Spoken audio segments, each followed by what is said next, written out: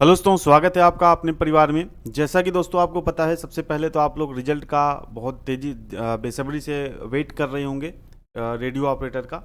उसके बारे में हम लोग बात करेंगे। साथ ही साथ जो लखनऊ का केस हुआ है, अब तो आप सभी लोगों को पता चल गया होगा। अब तो बीटेक वाले भी वीडियो बना के बता रहे हैं सच्चाई क्या है। अभी तक तो चोरी छिपे केस लड़ रहे थे कि दोस्तों ऐसा कब होता है।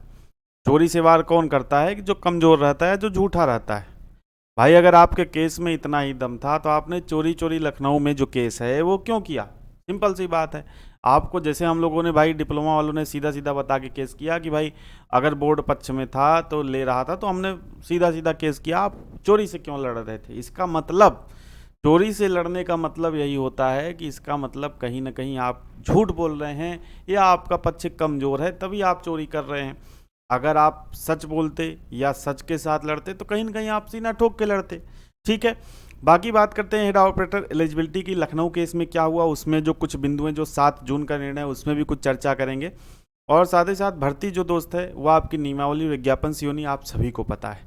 सबसे पहले टाइम वेस्ट ना करते हुए हम लोग यहाँ पे देख लेते हैं कि जो निर्णय था 7 जून को, जिन निर्णय आया उसमें से कुछ हम लोग जो महत्वपूर्ण पॉइंट हैं जो हमारे लिए ज़रूरी है उसको जानना यहाँ पे ज़रूरी है। ठीक है, तो दोस्तों देखिए, सबसे पहले तो पूर्व का निर्णय जो इनके वकील द्वारा कहा गया कि पूर्व के निर्णय दिनांक 25/8/2021 को संशोधित करने की सीमा तक है। तो भाई 25/8/2021 का निर्णय है कहाँ?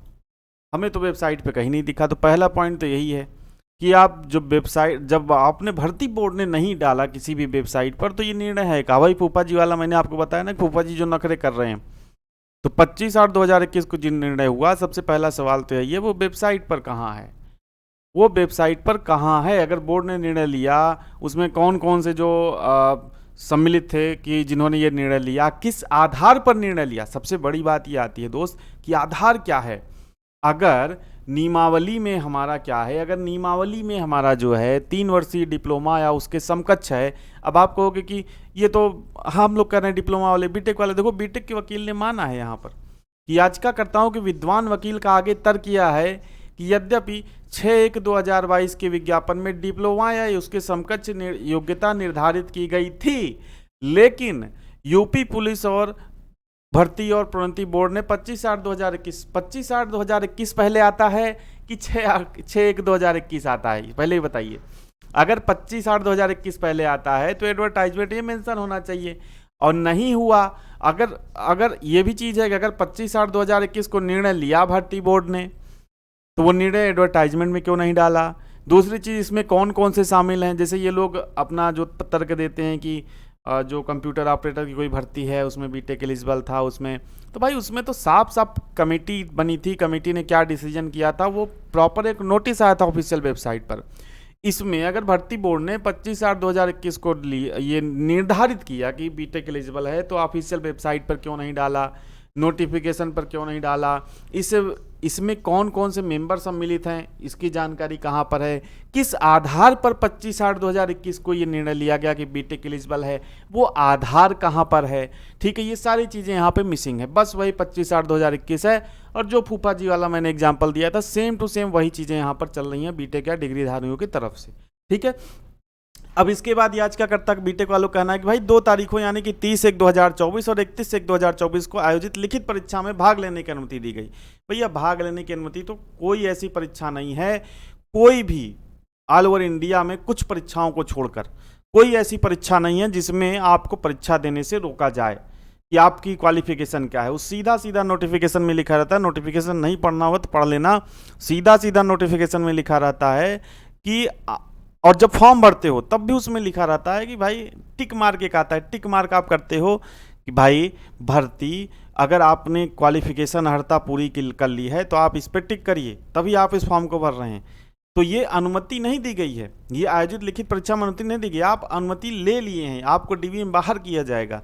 ऐसा कोई भी एग्जाम, यूपी पुलिस नहीं, कोई भी एग्जाम ले लो, आप एसएससी का भी एग्जाम लेने जाओगे तो वो आपको परीक्षा देने से नहीं रोकता। लेकिन परीक्षा देने का मतलब ये नहीं कि आप उस वैकेंसी के लिए पात्र हो गए हो। जब आपको छांटना होगा वो छांटेगा, और वो क्या है, डीवी में आप बाहर जाओगे। ठीक है, साथ ही साथ क्या है, जैसे प्रतिवादी वकील जो सरकारी वकील थे उनकी तरफ से कहना है कि विज्ञापन के साथ साथ जो उनका विज्ञापन के साथ साथ नियमों में निर्धारण योग्यता केवल डिप्लोमा इसके समकक्ष है। तो नियम, कानून और नियमावली से ही भर्ती आपकी होनी है। ठीक है। बाकी देखिए अब क्या है, 2 सुनवाई सुनने में आ रहा है, ऐसा तो मुझे जानकारी नहीं है, लेकिन सुनने में आ रहा है कि 1-2 सुनवाई इसकी हो चुकी है, लेकिन जज साहब ने फिर भी इसमें ऑर्डर में दिया है कि इस मामले को 24/6/2024 को नए सिरे से सूचीबद्ध किया जाए। मतलब इसमें सब पुराना खत्म हो गया, बाकी चीज़ें कोर्ट के काउंटर पे डिपेंड करेंगी और इसमें केस में कोई दम नहीं है। इसीलिए इस मामले को 24/6/2024 को नए सिरे से सूचीबद्ध करने के लिए कहा गया। भाई नए सिरे से इसमें फिर से करिए, 2 जो सुनवाई हुई या जो आपकी तरफ से पक्ष रखा गया बीटेक वालों के वकील की तरफ से, उसमें कोई दम नहीं है।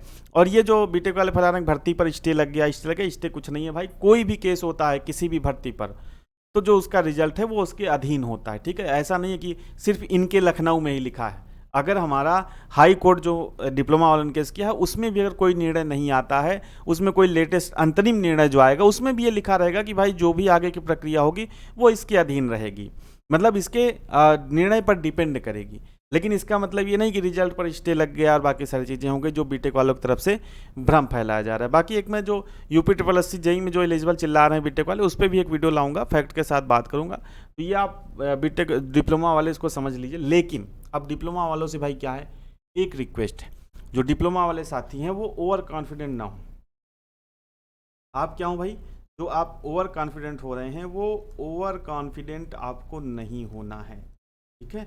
यहाँ पर कोई भी चीज़ें किसी भी पक्ष में जा सकती हैं, यानी कि आपका रिजल्ट भले आ जाए, बोर्ड हो सकता है आपका साथ दे, डीवी में बाहर कर दे उनको, लेकिन अंतिम निर्णय जो कोर्ट का हो, किसी भी कोर्ट का हो, क्योंकि न्यायालय क्या होता है, उच्चतम होता है।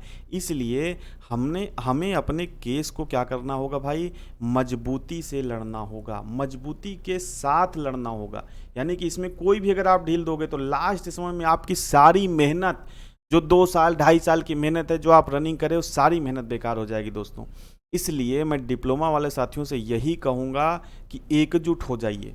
जो आनंद भाई हैं उनके साथ जुड़िए, उनके चैनल से जुड़िए, ठीक है, उनके चैनल से जुड़िए। और सबसे बड़ी बात देखो यार, मैं खुल के कहता हूँ, अगर लड़ाई लड़नी है तो सबको सहयोग करना होगा, सबको सहयोग करना होगा। जैसे आप लोगों ने 10 जून को सहयोग किया, 10 जून को जो धरना थी, काफ़ी स्टूडेंट्स वहाँ पे आए थे, काफ़ी डिप्लोमा वाले बच्चे थे और भी बच्चे थे, तो आप लोगों ने बहुत अच्छा सहयोग किया 10 जून को। लेकिन इसके साथ साथ मैं आपसे यही रिक्वेस्ट करूँगा, आर्थिक सहयोग भी करना है, क्योंकि आप सभी को कहीं न कहीं पता तो होगा कि भाई बीटेक वाले सुप्रीम कोर्ट जाएंगे या जा रहे हैं, तो हमें वहाँ भी अपने पक्ष को मजबूती से रखने के लिए आर्थिक सहयोग की बहुत ज़्यादा ज़रूरत पड़ेगी। तो आनंद भाई के साथ जुड़िए दोस्तों और सहयोग जरूर करिए, क्योंकि आखिरी लड़ाई है। आप समझ लीजिए कि जितने भी आपकी मानसिक प्रताड़ना दी गई बीटेक वालों की तरफ से, इनके चक्कर में सोचिए, वैकेंसी हमारी है, हम आराम से रनिंग कर रहे होते, रिजल्ट आ जाता, आराम से ज्वाइनिंग लेते, लेकिन जो मानसिक प्रताड़ना हुई है इनके कारण हमको, उसका अगर आप लेना चाहते हो, उस मानसिक प्रताड़ना का फल आप लेना चाहते हो, तो आपको जुड़ना होगा और हमारा सहयोग करना होगा, चाहे आर्थिक रूप से हो, चाहे वो फिजिकल रूप से हो, हर जगह आपको दोस्त सहयोग करना पड़ेगा, क्योंकि अकेला आदमी नहीं कर सकता। ये बात आप समझिए, सिंपल सा, अकेला आदमी नहीं कर सकता। इसलिए आप जैसे भी सहयोग कर सकते हैं, अगर आप फिजिकल आ सकते हैं तो फिजिकल आइए, ठीक है, अगर आप आर्थिक सहयोग कर सकते हो तो आर्थिक करिए, जो भी करिए, क्योंकि अभी हमको जब ये सुप्रीम कोर्ट जाएंगे तो उसके लिए हमको तैयार रहना पड़ेगा। और दोस्तों कुछ दिनों की बात है, मुश्किल से लगता है, मुझे लगता है 1-2 महीने की बात है। अगर आप इतने में अपना सहयोग कर देंगे तो ये लड़ाई हम लोग जीत जाएंगे 100%। 90% हम लोग जीत ही चुके हैं, 90% हम लोगों के पक्ष में चीज़ें। लेकिन कोर्ट में क्या है कि अगर पक्ष नहीं रखोगे भाई तो चीज़ें कहीं भी पलट सकती हैं, ये बात आप ध्यान रखना। इसलिए मैं आपसे कहूँगा कि ये जो मानसिक प्रताड़ना आपको दी गई है इन डिग्रीधारी या बीटेकधारियों की तरफ से, इस मानसिक प्रताड़ना को अगर आपको इसका फल चाहिए, क्योंकि मानसिक प्रताड़ना तो आप झेल ही चुके हो, अब इसका फल लेना है तो आपको सारे तरफ से सहयोग करना पड़ेगा। डिप्लोमा वाले भाइयों का, आनंद भाई जो आपके लिए लड़ रहे हैं, उनका भी आपको सहयोग करना पड़ेगा। ठीक है दोस्तों, बाकी और कोई डाउट हो तो आप कमेंट कर दीजिएगा, रिप्लाई में दे दूंगा। तो आज के सेशन में इतना ही। जुड़ने के लिए आप सभी का बहुत बहुत धन्यवाद।